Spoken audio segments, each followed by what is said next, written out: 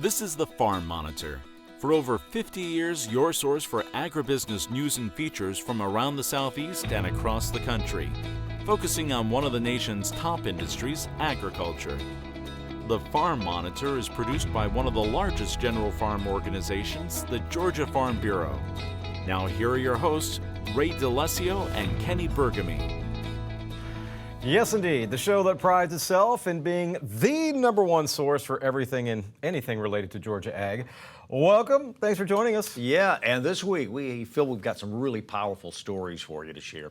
Coming up, devastating storms resulted in heavy damage and major losses at this Colquitt County farm. Hear what led to the difficult decision to abandon one specific crop altogether. This Newton County farm also endured heavy losses due to Mother Nature. However, resilience and an innovative approach kept the farm sustained and led to the creation of a popular value-added product. Plus, well, hey everybody, Ranger Nick coming up a little bit later. There's no doubt that UG Athletics are some of the best in the world, and maybe, just maybe, it has something to do with where food is prepared in kitchens like this and where that food comes from, maybe your own farm. That and a whole lot more starts right now on the Farm Monitor. In the face of unpredictable summer weather, farmers in southwest Georgia experienced the harsh reality of relentless storms and heavy rainfall. Among those affected was Chill Sea Farms, a prominent operation in Colquitt County, whose managing partner is Georgia State Senator Sam Watson. As our John Holcomb reports, the farm experienced significant damage to its crops, resulting in the difficult decision to abandon its annual harvest. Here in Moultrie, this is what remains of this bell pepper crop after summer storms ripped through southwest Georgia last month. Storms that brought damaging winds, rains, and hail. According to Sam Watson, managing partner of Chill Sea Farms, the storms couldn't have come at a worse time, as the crop was just really getting started and caused them to lose 2/3 of their crop. We had picked this pepper twice.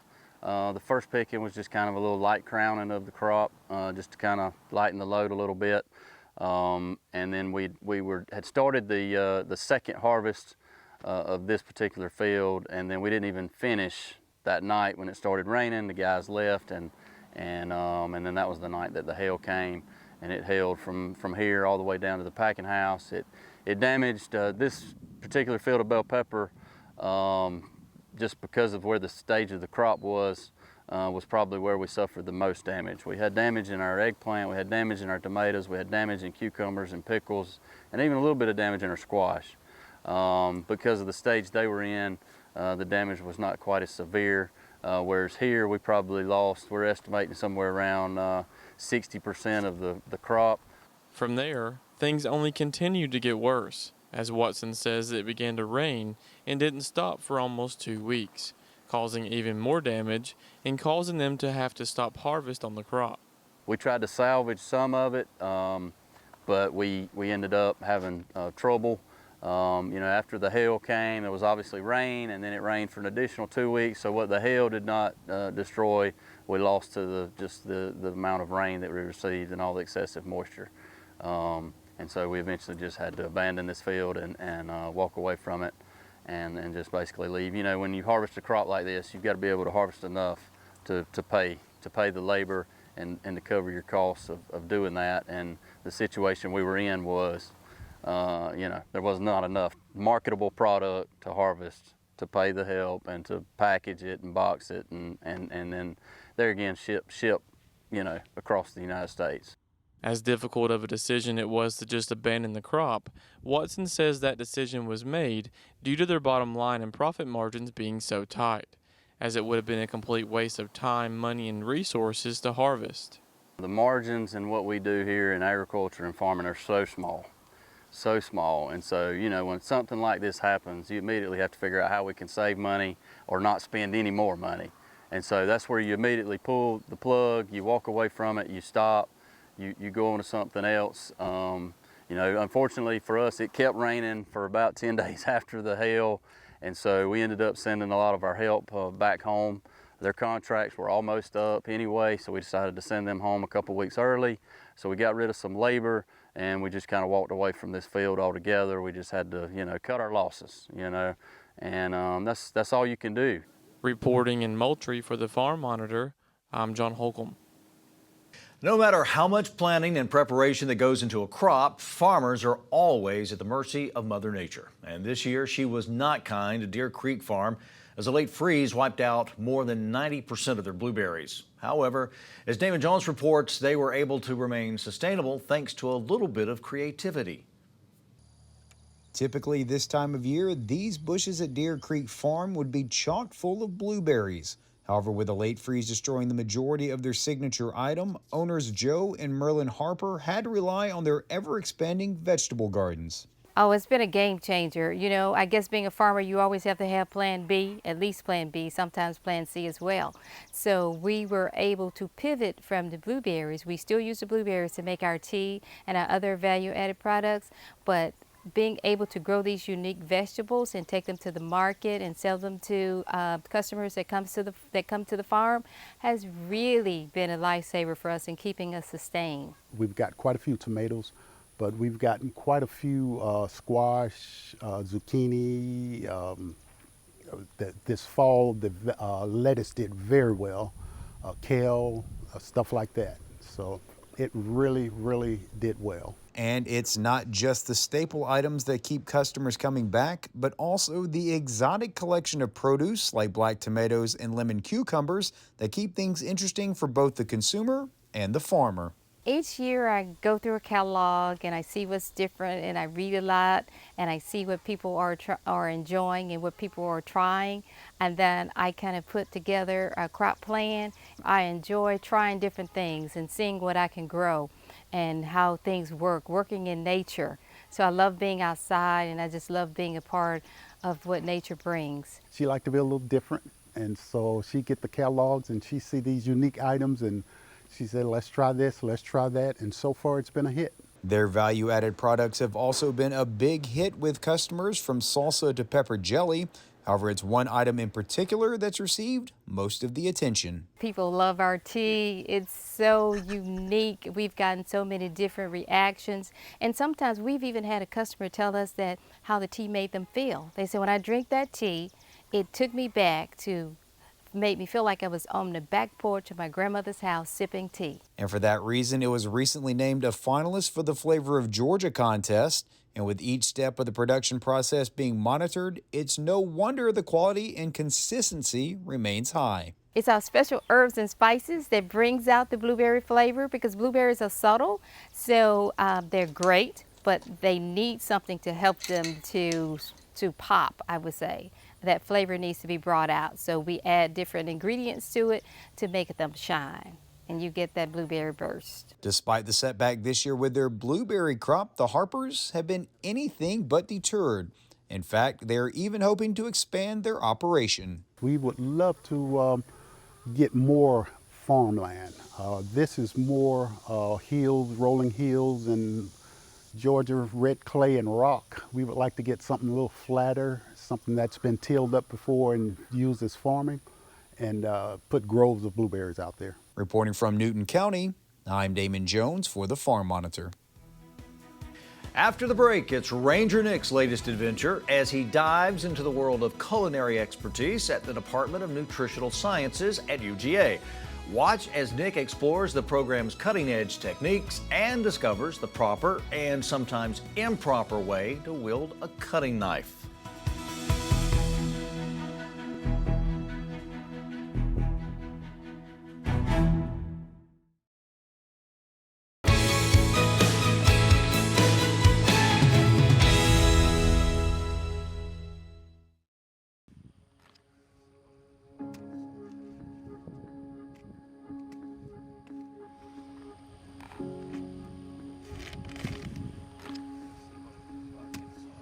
It's good to come out after you've checked all your irrigation and all in the morning at daylight, and if it's still cool, to come out here and cut a watermelon and eat it for breakfast. And most of these watermelons are seedless melons, and somebody a whole lot smarter than me figured out how to come up with a seedless watermelon.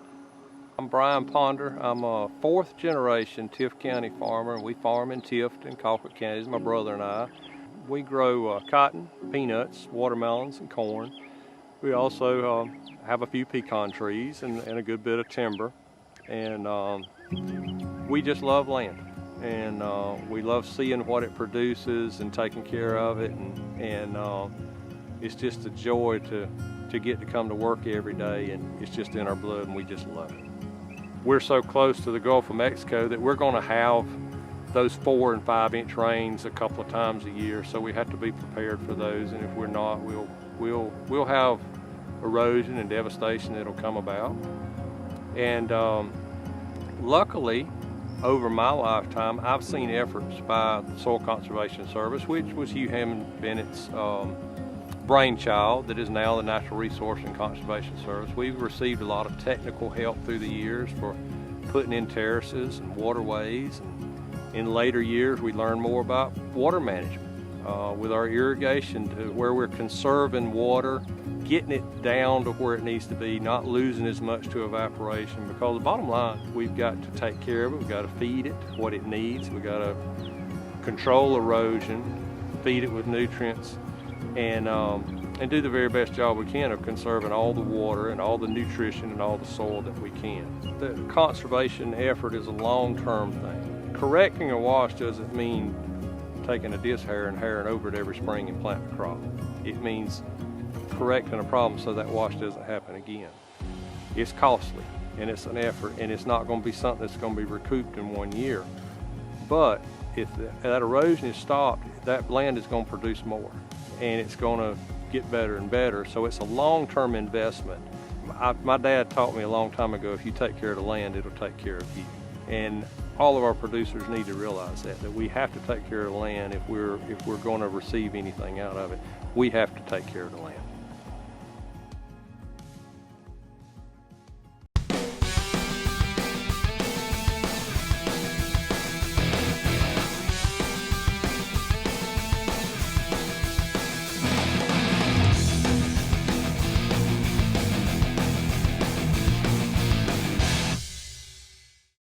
All right, so we got our carrots, grapes, probably not gonna need lemon juice, pecans, blueberries, definitely from Georgia, absolutely. So these kinds of things that we're picking up at the store started somewhere on some farm. And when you think about success in the classroom, when you think about success on the field right here at UGA, it starts with these kind of things from Georgia often, and it starts with an unsung hero, and that's someone like Dr. Tracy Brigman. Doc, so good to meet you. Nice to be here, thank you. So this is the thing. Dr. Brigman is a professional here at UGA in the College of Family and Consumer Sciences, and she is preparing students to go out and be dietitians and nutritionists. And Doc, I gotta start by asking, those two words are thrown around quite often. What's the difference between a dietitian and a nutritionist, if I even said that correctly? Absolutely, you did. So they are used interchangeably, but there is a difference. There are some great nutritionists out there. There are some great dietitians out there. For somebody to be called a registered dietitian, they have to have a 4-year undergraduate degree in dietetics, nutrition. They have to have a internship that's accredited after they graduate. Right now, as of 2024, they also have to have a master's degree. Wow. And then they have to pass a national exam and keep continuing education credits. A nutritionist can have something as little as 1 class, or they can have a PhD in nutrition. So while there are some great nutritionists out there, you have to do your research to see what kind of education they have, because it could be somebody who just calls himself a nutritionist or somebody who has a really great background. And here's the thing, I bet there are folks at home that didn't know you can come to the University of Georgia and other universities around the country too and study those two things. Get a job where you're working with folks in the kitchen, showing them how to prepare food, how to consume food correctly, and then how to, well, preserve food when there's some leftovers, some extras. And Doc, that's kind of what I want to talk with you next is, so when we've got some extra food, what do we do with that stuff to preserve it correctly and get it ready to be prepared for later? So let's go there next. Well, I've walked down the hall to the Home Food Preservation Lab and run into my friend, Dr. Carla Swine. Hey, Doc, so good to be with you today. Thanks so much for taking the opportunity. So we're in this lab, which first of all, many people at home may not realize there is a lab on campus devoted to home food preservation. And what kind of stuff y'all got going on right now today in this lab? Yeah, so today we're prepping some produce for later on we're going to can. So here we have some peaches that we are prepping, and then on this side we have cucumbers that we are going to do some pickles. So with the National Center for Home Preservation, we do some research on emerging topics and hot topics, and one of them currently is the use of the smooth glass stovetop. And so it's currently not recommended for canning, and so we're going to be using some of the produce that we are preparing here today to then look into factors and how, if we can come up with a recommendation for consumers at home for them to use it. So we're going to do some preliminary research today here with Dr. Caitlin Kazuli, and we will be doing some research at Dr. Brigman's lab to then see if we can actually say, yes, you might do this at home if you follow X, Y, and Z, or no, definitely that's a no-no. So we are trying to do some research in the lab so we can get some information back out to the community through extension. And that's what's so cool. You mentioned corporate extension. You know, you can go on YouTube and Google and look up just about anything, but the credibility of that information might not be there. And it's cool to know that these folks here are studying this stuff to give you the recommendations on how to prepare that food most healthy. I mean, that is outstanding. Well, what I want to do next, first, thank you for joining us here, just at kind of short notice. I want to go and experience what some of the students experience here in some of their classes. And so let's slide on over to the kitchen and have some fun with that. This is great stuff. All right, so we're back in the kitchen, and I'm standing with Tracy in front of a couple of big knives, and I hope you're having a good day, and I'm hopefully having a good day too. Doc, tell me a little something about what I might do as a student in your program, whether I'm looking to be a dietitian or maybe, as y'all know, I'm more of a people person and I want to get into education. What's something you might teach me how to do? Okay, so one of the biggest things that we do here in the lab is we teach knife skills, because that is important. It's for safety, it's for sanitation, it's for aesthetic appeal. You want your food to look good. So we have already washed our hands. Our cucumbers have been washed. Thanks. Before we do that, because again, we want safety. The biggest thing we do is we teach people how to hold a knife properly. A lot of people will hold it like this. They call it the pointer grip. This is not a safe way because it's wobbly. You don't have control. Some people will just hold it like this. Again, not enough control. So you actually do the pinch grip, where you pinch right below the handle with your forefinger and thumb. Okay. And then you wrap the rest. Yep. Very so good. then that gives you more control that it's not going to slip and cut yourself. Beautiful. You always want to make sure that when you cut, you have your fingers away. You want to make sure that whatever you're cutting is kind of, roll it around to try to find a spot where it's not wobbling too much. Okay, got it. And you put your knife down on the tip of the board and just, and then you can move it along. And the goal, to make things pretty, you want to make things about the same size to make it look pretty, but also if we were cooking this, it would cook evenly. You'll notice that we didn't peel it. I was about to ask. Yep. So we did not peel our cucumber because there's lots of fiber in the skin, and a lot of the nutrients are right under the skin as well. So if you can tolerate eating the skin on your cucumber or any of your fruits and vegetables, it's good to leave it on. We can at our house. It makes it, as you say, the brighter the presentation, is that typically the more nutritional value? Right, right. It's great. My wife will be so proud. These are the kinds of skills that students can learn, hands-on stuff that they can then take into the community or they can use in their own home. Absolutely. And Doc, thanks so much for today. Gosh, I appreciate you. I hope you all have enjoyed this. Thank you. You know what to do. When you're online looking up more recipes and tuning into the Farm Monitor's Meals from the Field every month like we always do, check out what's going on in the College of Family and Consumer Sciences. Awesome stuff going on here. And check out the Ranger Nick Facebook page while you're there too. And until next time, for the Farm Monitor, as I always say, I'm Ranger Nick, reminding you that enthusiasm is contagious. So pass it on. Y'all, thanks so much for watching. We'll see you right back here again this time next month. See ya.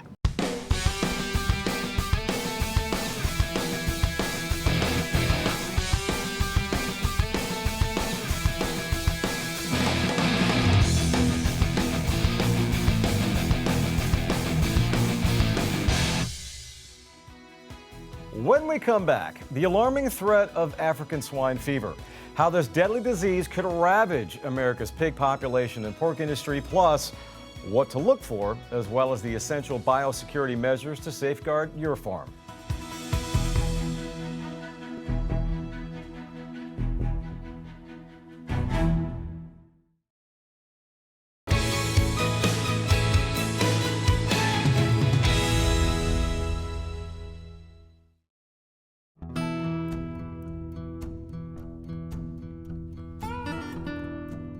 African swine fever threatens to devastate America's pork industry and food supply.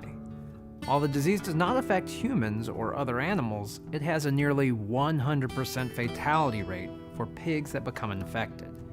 It's highly contagious, and there is no vaccine. You can take steps to protect your pigs and all pigs from this grave threat. This video highlights 4 key factors to help secure your herd and livelihood from African swine fever. 1. How African swine fever spreads. 2. Signs of infection. 3. How to report suspected cases. And 4. How to protect your pigs.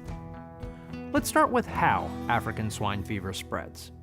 Being aware of the different ways African swine fever spreads is a critical first step. The disease affects all swine, including livestock, pet, show, and feral pigs. Although African swine fever is not a public health or food safety issue, people can carry the pathogen on clothing, shoes, equipment, vehicles, or other materials and unknowingly bring it to your farm. International travel, trade, and the easy spread of this virus put your pigs at risk. Healthy pigs can get the disease from eating contaminated feed, undercooked pork products, or food waste. One infected pig can spread it to healthy ones through saliva, urine, feces, or aerosolized respiratory secretions from coughing or sneezing. If even one pig gets it, a farm's entire herd may need to be destroyed to prevent spread. The USDA website has helpful bilingual materials on spotting and defending against African swine fever to share with your employees or coworkers. The signs of African swine fever infection can look like those of other diseases. That's why it's critical to be alert to the signs of this deadly virus. High fever, decreased appetite and weakness, red blotchy skin or skin lesions, diarrhea and vomiting, coughing and difficulty breathing, abortions or sudden death of pigs. Knowing how to report suspected cases is critical.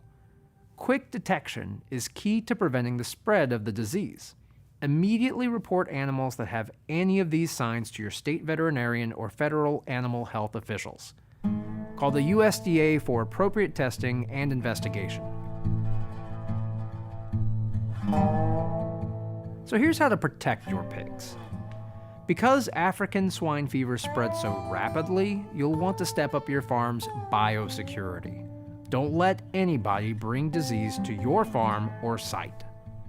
Work with your veterinarian to enhance practices that limit on-farm traffic, ensure proper cleaning and disinfecting protocols for people, equipment, and vehicles entering and leaving the site. Restrict access to production sites by setting up and maintaining barriers and clearly marked lines of separation. Train staff on biosecurity measures regularly. Ensure strict protocols for the movement of animals. Prevent feed contamination. Control wildlife, rodents, and insects. And ensure the proper ways to deal with manure and disposal of carcasses. Visit the USDA website for all the biosecurity best practices and control measures to keep your farm and facilities safe. We must all act together to protect our pigs from African swine fever. It's a matter of livelihood and death.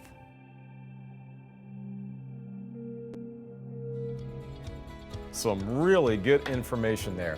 Well, before we head out, friendly reminder that if you missed any of the features you saw today from John Holcomb, Damon Jones, or Ranger Nick, you can still see them in their entirety at our YouTube channel. Plus, do not forget to check out our website, which is farm-monitor.com. All right, I am done talking. I know that's difficult for you, my friend. Take care, everybody. We'll see you next time right here on the Farm Monitor. Stay safe and have a great week.